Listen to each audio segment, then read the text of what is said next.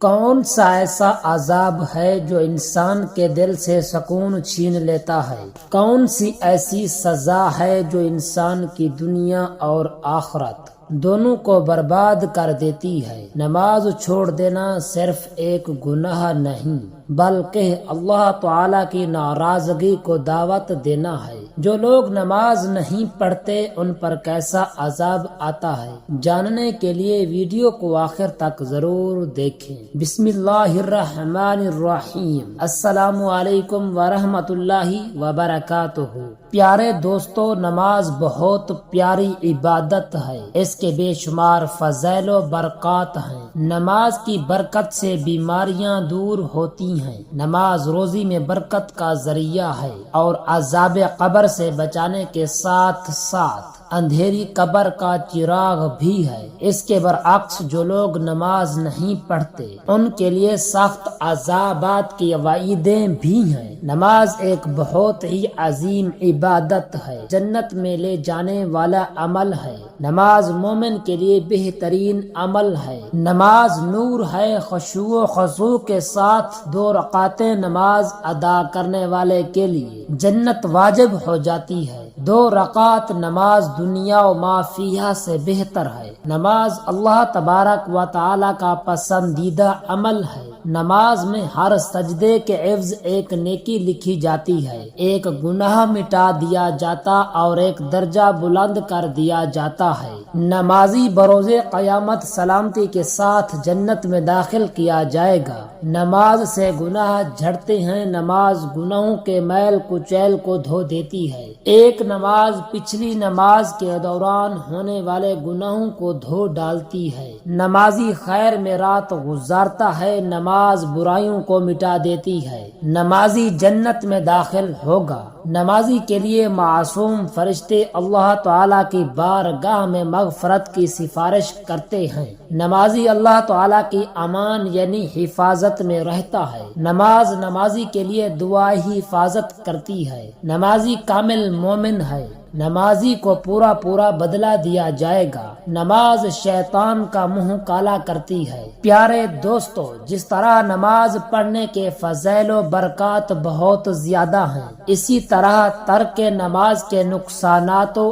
عذابات بھی بے شمار ہیں۔ یہاں تک کہ جو شخص ایک نماز جان بوجھ کر چھوڑ دے، اعلی حضرت رحمت اللہ تعالی علیہ اس کے عذاب کا ذکر کرتے ہوئے فتاوی رضویہ جلد 9 صفحہ نمبر 158 پر ارشاد فرماتے ہیں، جس نے قصدن یعنی جان بوجھ کر صرف ایک وقت کی نماز بھی چھوڑی، ہزاروں برس جہنم میں رہنے کا مستحق ہوا جب تک توبہ نہ کرے اور اس کی قضا نہ کر لے۔ محترم ناظرین، اندازہ لگائیے کہ جب ایک نماز جان بوجھ کر چھوڑنے پر ہزاروں سال تک جہنم میں رہنا پڑے گا، تو جو شخص دن بھر کی تمام نمازیں جان بوجھ کر ترک کر دیتا ہو، بلکہ وہ اس خصلت بد کا عادی ہو اور نماز بالکل ہی نہ پڑھتا ہو، تو وہ کس قدر سخت عذاب میں مبتلا رہے گا۔ اگر کسی میں یہ عادت بد ہے بھی تو جلدی سے اس سے توبہ کیجیے اور تمام نمازوں کی قضا بھی کیجیے، ورنہ یاد رکھیے کہ جہنم کا عذاب برداشت نہیں ہو سکے گا۔ منقول ہے کہ جس شخص کو جہنم کا سب سے ہلکا عذاب دیا جائے گا، وہ یہ گمان کرے گا کہ سب سے زیادہ تکلیف دہ عذاب مجھے دیا جا رہا ہے، حالانکہ معاملہ اس کے برخلاف ہوگا۔ چنانچہ حضرت سیدنا ابن عباس رضی اللہ تعالی عنہما روایت کرتے ہیں کہ رسول اکرم صلی اللہ تعالی علیہ وآلہ وسلم نے فرمایا کہ دوزخیوں میں سب سے ہلکا عذاب جس کو ہوگا، اسے آگ کے جوتے پہنائے جائیں گے جن سے ان کا دماغ کھولنے لگے گا۔ محترم ناظرین، ذرا تصور کیجئے کہ اگر ہمیں نماز ترک کرنے کی سزا کے طور پر جہنم کا صرف یہی عذاب دیا جائے تو پھر ہم سے برداشت نہ ہو سکے گا، کیونکہ ہمارے پاؤں اتنے نازک ہیں کہ لمحے بھر کے لیے بھی اگر کسی گرم انگارے پر جا پڑے تو پورے وجود کو اچھال کر رکھ دے۔ معمولی سا سر درد ہمارے ہوش گم کر دیتا ہے، کانٹا بھی چبھے تو اوسان خطا ہو جاتے ہیں، تو پھر وہ عذاب جس سے دماغ کھولنے لگے اسے برداشت کرنے کی کس میں ہمت ہے؟ منقول ہے کہ جو شخص وقت گزار کر نماز پڑھتا ہے تو اس کا ٹھکانہ جہنم کی ویل نامی وہ خوفناک وادی ہے کہ جس کی گرمی سے خود جہنم بھی پناہ مانگتی ہے۔ تو ذرا سوچئے کہ جو شخص ایک دو نمازیں چھوڑ دے اس کا کیا انجام ہوگا، اور وہ شخص کے جو نماز بالکل ہی نہ پڑھے اس کا کیا حشر ہوگا۔ پیارے دوستو، خوف خداوندی سے لرز اٹھیے، اپنے گناہوں کو یاد کرتے ہوئے اللہ تعالی سے توبہ کی بھیک مانگ لیجئے، ورنہ یاد رکھیے کہ یہ مال و دولت جس کے نشے میں ہم دھت ہیں یہ دولت آنی جانی ہے، اور جس دنیا کی مستی میں ہم بد مست ہیں یہ دنیا فانی ہے۔ یہ تب تک ہے کہ جب تک سانسوں کی روانی ہے، اور سانسوں کی یہ مالا کب ٹوٹ جائے اس کا کوئی بھروسہ نہیں۔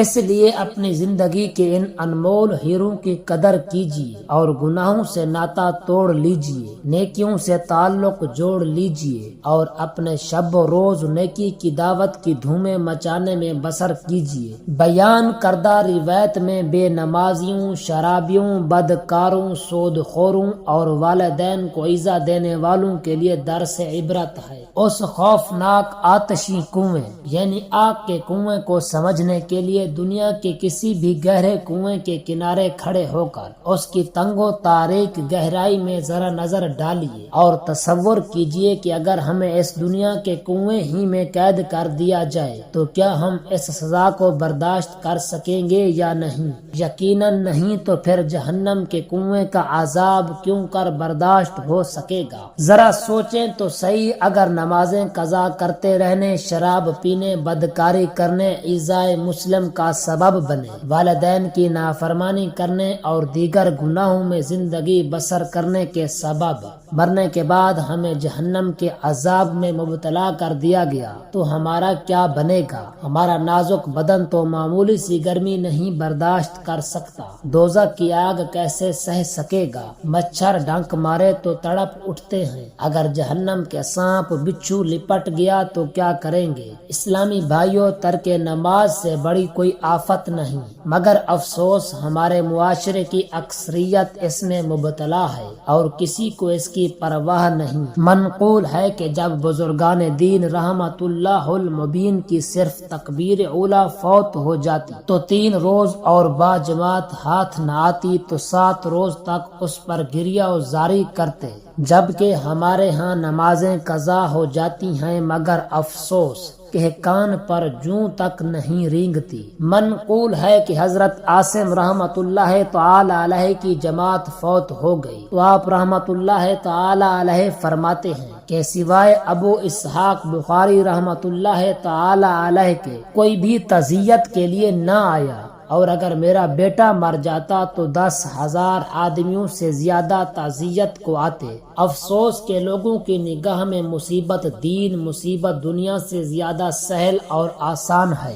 یاد رکھیے کہ قبر و حشر میں نمازیں اور عبادتیں ہی کام آئیں گی۔ اولاد، مال، اسباب، دنیا و کاروباری مصروفیات جن کی وجہ سے نمازیں چھوڑ دی جاتی ہیں یہ کام نہیں آئیں گے۔ جو لوگ ملازمت یا فیکٹری اور دکان وغیرہ کی مصروفیات کا بہانہ بنا کر نماز چھوڑ دیتے ہیں وہ خاص طور پر اس حدیث پاک کو دل کے کانوں سے سنیں۔ فرمان مصطفیٰ صلی اللہ تعالی علیہ وآلہ وسلم ہے، جس نے نماز پر یعنی ہمیشگی اختیار کی قیامت کے دن وہ نماز اس کے لیے نور و برہان یعنی دلیل اور نجات ہوگی، اور جس نے ہمیشگی اختیار نہ کی اس کے لیے نہ نور ہے نہ برہان یعنی دلیل نہ نجات ہوگی، اور ایسا شخص قیامت کے دن قارون و فرعون و حامان و ابی بن خلف کے ساتھ ہوگا۔ علماء کرام رحمت اللہ علیہ نے اس حدیث پاک کی شرح کرتے ہوئے ارشاد فرمایا کہ بے نمازی کا حشر ان لوگوں کے ساتھ اس لیے ہوگا کہ اگر اسے اس کے مال نے نماز سے غافل رکھا تو وہ قارون کی طرح ہے، لہٰذا اس کے ساتھ اٹھایا جائے گا،